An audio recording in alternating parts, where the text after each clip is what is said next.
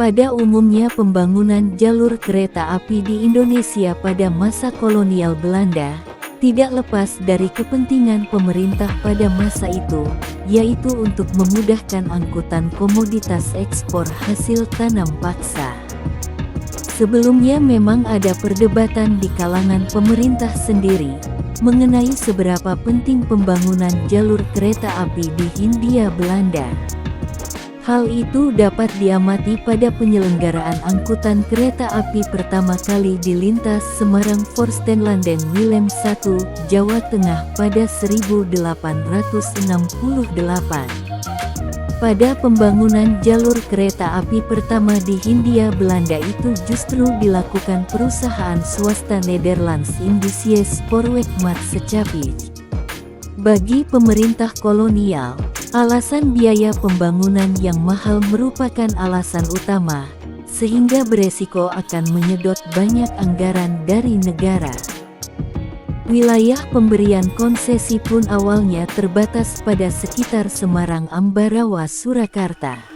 Karena menurut pertimbangan militer, rencana itu cukup strategis, yaitu untuk mendukung pergerakan tentara kolonial Belanda.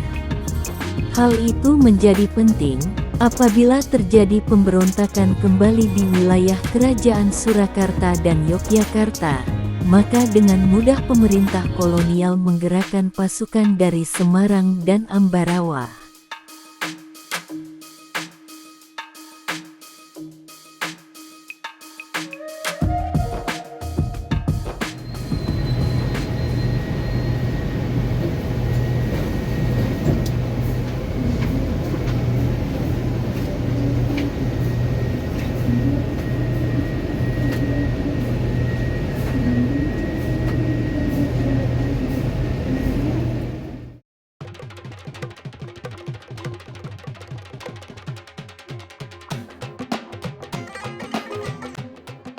Perlu diketahui beberapa puluh tahun sebelumnya, tahun 1825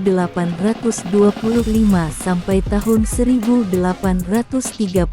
di Jawa Tengah dan kawasan Forstenlanden, wilayah Raja-Raja Jawa, pernah terjadi perang antara orang-orang Keraton Yogyakarta dan sebagian Surakarta yang dipimpin oleh Pangeran Diponegoro melawan pemerintah Hindia Belanda.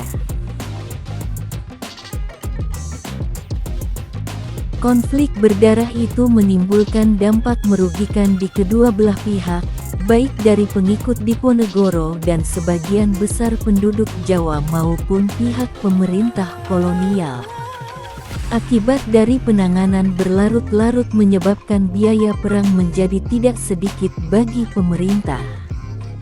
Situasi itu ditambah kondisi keuangan negara yang belum pulih karena Perang Napoleon yang meluas hingga ke tanah jajahan baru saja usai. Kas negeri Belanda yang benar-benar kosong mendorong pemerintah kolonial membuat terobosan baru berupa menjual hasil perkebunan yang layak jual di pasar Eropa. Berbagai jenis tanaman bernilai ekspor dibudidayakan di Hindia Belanda dalam sistem kulturstelsel tanam paksa oleh Gubernur Jenderal Van den Bosch sejak 1830. Di Purworejo, pemerintah kolonial juga menerapkan tanam paksa kepada penduduk setempat dengan menanam indigo, nila di sebagian areal persawahannya.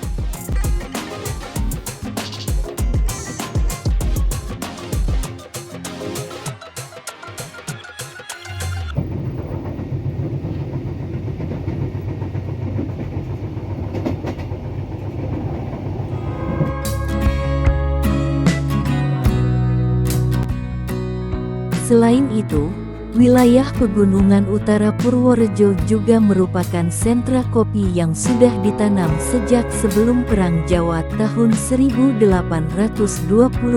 sampai tahun 1830 meletus. Kopi kualitas terbaik Purworejo dipanen dari kawasan Gunung Wangi.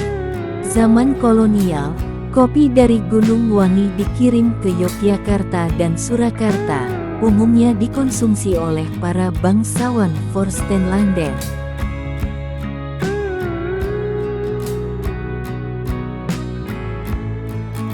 Sejak 1830, perkebunan kopi diperluas lagi, terutama di pegunungan sebelah utara dan timur. Wilayah penghasil kopi ini tergolong wilayah yang cukup makmur. Untuk mengangkut hasil tanaman ekspor di wilayah Jawa Tengah bagian selatan menuju pelabuhan utama di selatan Jawa Cilacap, pemerintah melakukan kajian kemungkinan jalur kereta api antara Yogyakarta Cilacap. Pada 3 November 1880, Inspektur Jenderal Dinas Kereta Api Negara Staatssporwegen D. Marsok menyerahkan proposal rancangan awal jalur kereta api yang menghubungkan Yogyakarta dan kota-kota di Jawa Tengah bagian selatan dengan pelabuhan Cilacap kepada pemerintah pusat. Sementara itu Residen Bagelen, W. Lightfoot, dalam suratnya kepada Gubernur Jenderal juga menegaskan akan pentingnya jalur kereta api di Purworejo. Hal itu tercantum dalam surat dari para wali negeri Glenfuget tanggal 14 September tahun 1881, yaitu menginginkan agar pada rancangan awal jalur kereta api Yogyakarta-Cilacap, jalur simpang percabangan menuju Purworejo patut dipertimbangkan. Alasannya adalah hasil bumi dari Purworejo cukup besar, dan posisi wilayahnya juga cukup strategis dari segi militer, karena di kota Purworejo sendiri juga terdapat sebuah barak tentara. Setelah terjadi perdebatan di Parlemen Belanda, Den Haag, yang cukup lama, akhirnya rencana pembangunan jalur kereta api Yogyakarta-Cilacap sejauh 176 km, termasuk lintas cabang Kutoarjo Purworejo sepanjang 12 km disetujui.